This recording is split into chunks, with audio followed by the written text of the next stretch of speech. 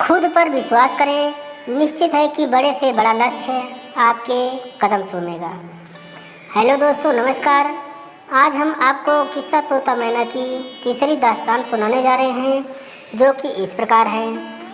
चंद्रपुर नामक एक नगर में चंद्रदत्त नाम का एक राजा राज करता था। उसका बेटा मदन पाल बहुत चतुर और रूपवान था। एक दिन किसी बात पर नाराज होकर राजा ने उसे देश निकाला दे दिया। मदन पाल अपने खर्च इत्यादि के लिए कुछ धन लेकर चल दिया। कुछ दूर जाने के बाद उसे एक साधु का आश्रम दिखाई दिया, तो वो साधु को दंडवत प्रणाम करके उनके चरणों में बैठ गया और उनसे सारा हाल कह सुनाया। साधु बोला, बेटा, यदि तुम परदेश जा ही रहे हो तो मैं तुम्हें 4 बातें बता देता हूँ। यह तुम्हें परदेश में बहुत काम आएंगी। पहली बात, 1 से 2 भले। दूसरी, किसी दूसरे के हाथ का पका हुआ भोजन नहीं खाना, और अगर खाएं भी तो पहले किसी जानवर को खिलाकर। तीसरी बात, दूसरे की बिछाई सेज पर न सोएं, यदि सोएं भी तो बिछौनों को झाड़कर। चौथी बात कि कहीं बैरियों के फंदे में फंस जाएं तो उसको ज्ञान की बात सुनाकर अपना मतलब निकालें। साधु की ये बातें सुनकर वो आगे चला तो क्या देखता है कि एक चील कछुए के एक बच्चे को लेकर उड़ी जा रही है। अचानक कछुए का बच्चा छूटकर जमीन पर आ गिरा और तड़पने लगा। उसे देखकर मदन पाल ने सोचा कि इसे पाल लेना चाहिए। इससे 2 फायदे होंगे। एक तो इसकी जान बच जाएगी और दूसरी ये कि 1 से 2 हो जाएंगे और इसी से बातचीत करते हुए दिन कटेंगे। ये सोचकर उसने बच्चे को उठा लिया और आगे चल दिया। कई दिन के बाद उसे एक स्थान अच्छा नज़र आया और वो कछुए के बच्चे से बोला, तुम जरा बैठो, मैं जरा सो लेता हूँ। यह कहकर मदन पाल वहीं पर सो गया। उसी पेड़ पर एक सांप और कौवा रहते थे। उनका यह दस्तूर था कि जब भी कोई मुसाफिर उस पेड़ के नीचे ठहरता था तो सांप उसे काटता और कौवा उसकी आंख निकाल कर ले जाता था। जब मदन पाल सो गया तो सांप ने उसे काटा और पेड़ पर चढ़ गया। कुछ ही देर में जब कछुए की नज़र मदन पाल पर पड़ी तो वो माथे पर हाथ रखकर रोने लगा। इतने में कौवा पेड़ से उतरा और जब ही उसने मदन पाल की आंख निकालनी चाहिए कि कछुए ने झपट कर उसे पकड़ लिया।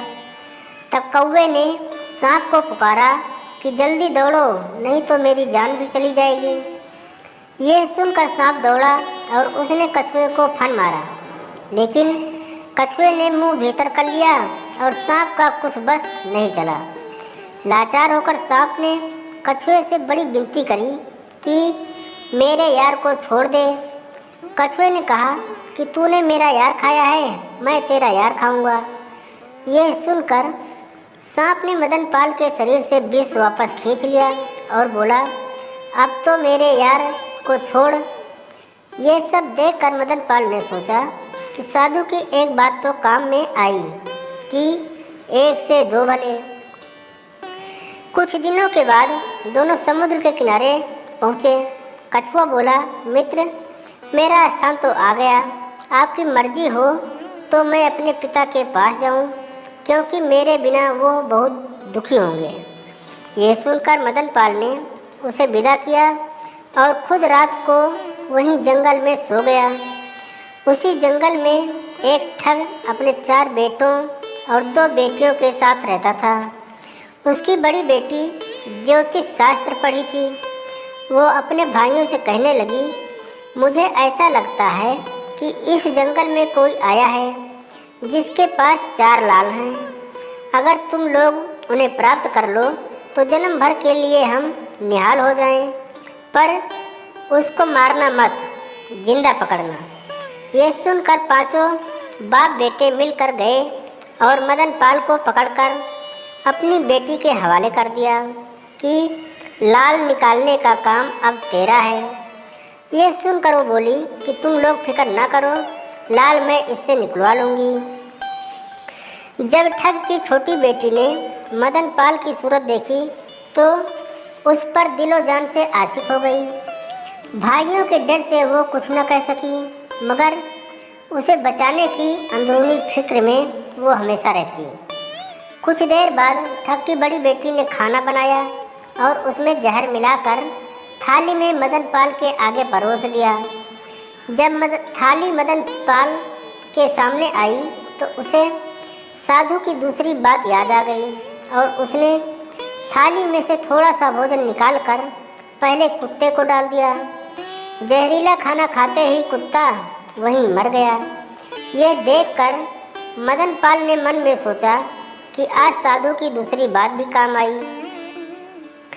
ठग की बेटी ने कच्चे सूत की चारपाई कुएं पर बिछाई जिसके नीचे आग भरी थी और मदन सेन से कहा, उस पलंग पर जाकर सो जाइए। जब वो सोने चला तो उसे साधु की तीसरी बात याद आई और जब ही उसने पलंग को झाड़ा तो कच्चे सूत के धागे टूट गए और नीचे आग का कुआं नजर आने लगा। इतने में ठग की छोटी बेटी मौका पाकर आई और बोली, प्यारे, मैं तुम्हें दिलो जान से चाहती हूँ, पर आज की रात मेरे बस में कुछ नहीं है। आज मेरी बड़ी बहन की बारी है। किसी भी तरह आज की रात प्राण बचाइए। कल मेरी बारी आएगी तो तुम्हारी ताबेदारी करूँगी। रात में जब सभी लोग खाना खा चुके थे तो ठग की बेटी कटार हाथ में लिए आई और मदन पाल की छाती पर चढ़कर क्रोध में बोली, अरे मुसाफिर, या तो चारों लाल मुझे दे दे, नहीं तो मैं तुझे जान से मार डालूंगी। उसी समय मदन सेन को साधु की चौथी बात याद आ गई और वो बोला, मेरे पास लाल नहीं है। यदि तू ऐसा करेगी तो बहुत पछताएगी, जैसे बंजारा कुत्ते को मारकर पछताया था। ये सुनकर वो बोली कि मुझे बताओ, बंजारा क्यों पछताया था। मदन पाल ने कहना शुरू किया, दोस्तों, आज की कहानी यहीं पर समाप्त हो रही है। आगे की कहानी दास्तान बंजारे की लेकर बहुत जल्द आपसे मुलाकात होगी। तब तक के लिए जय हिंद, जय भारत, वंदे मातरम।